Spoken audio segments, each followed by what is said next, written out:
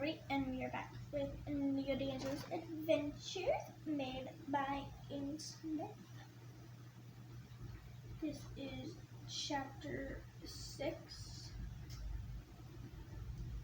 that I will be reading. It is still raining, so trigger warnings, self-harm, thoughts. It doesn't happen in any of these chapters, but what might happen in this chapter might be homophobic thoughts and like homophobic, that stuff. Just throwing it out there just in case, because some people do get offended by that.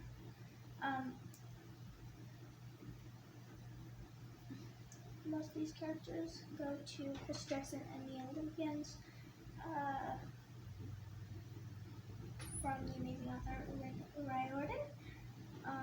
Some of these characters were made by me and my friends, so just keep that in mind.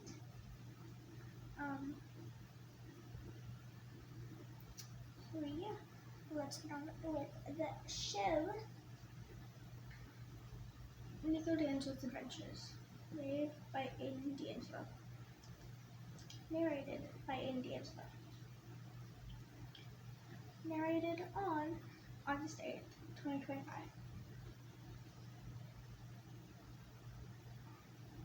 Chapter 6. I accidentally blow up an airport, and almost myself. In its point of view. I ran as fast as I could, then boom! The airport exploded. I was thrown back. That was hard. I wasn't dead. That was good news, but I landed on my right arm, and it hurt more than ever before. My sword landed right next to me. I felt like I was gonna pass off in pain. I got up. It took me a minute, but I finally did. And I started walking away from what used to be the Denver airport. The Denver, Colorado's airport.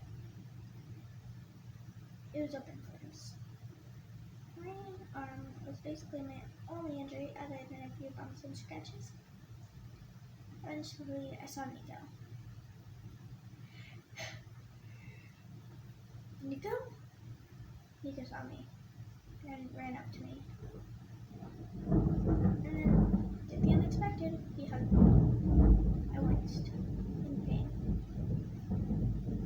He looked at me concerned. Don't ever do that again. You scared me. Scared you? I said in shock. Someone was actually scared of me dying. How did it scare you? You could have died.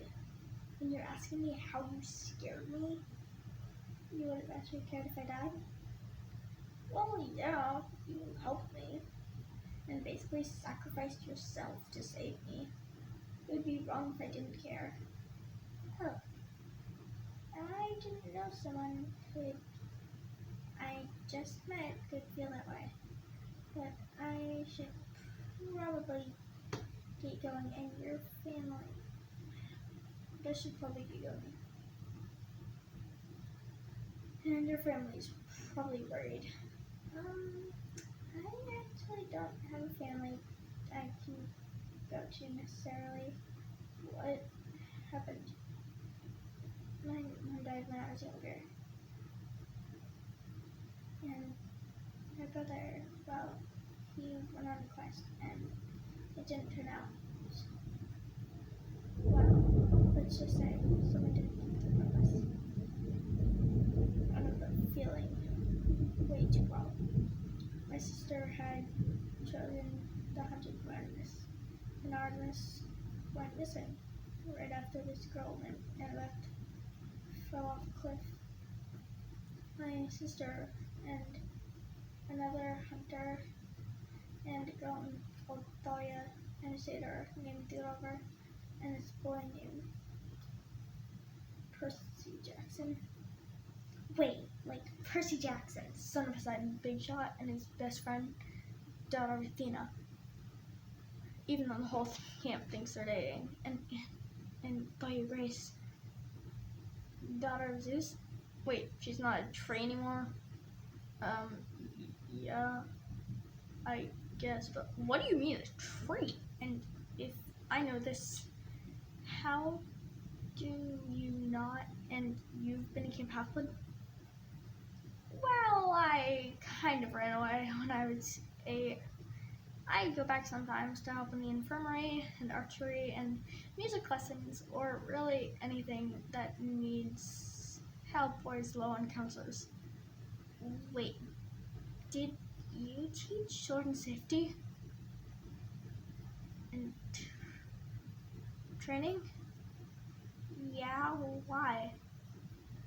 Do you go by your first or last name?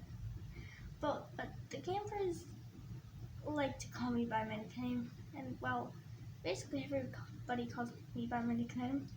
Sometimes I get a feeling nobody actually knows my actual name. You look familiar, but I don't know what from. If it helps, my nickname is Death Girl.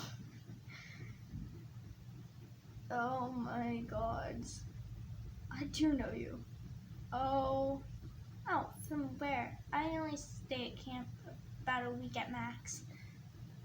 You taught me arts and crafts and archery and sword fighting. You were one of the people I would miss. But now you're here? Nico, we might need to get out of here. Behind us, police and helicopters were circling what used to be the airport. That is the end of chapter 6. That is probably one of my favorite chapters, to be honest, other than chapter, what was it? I think it was 5. No, not chapter 5. It was chapter 4. That was my absolute favorite. But that might be my second favorite, to be honest. And I just love it so much. Thank you for listening, and go check out the other chapters. Goodbye and farewell.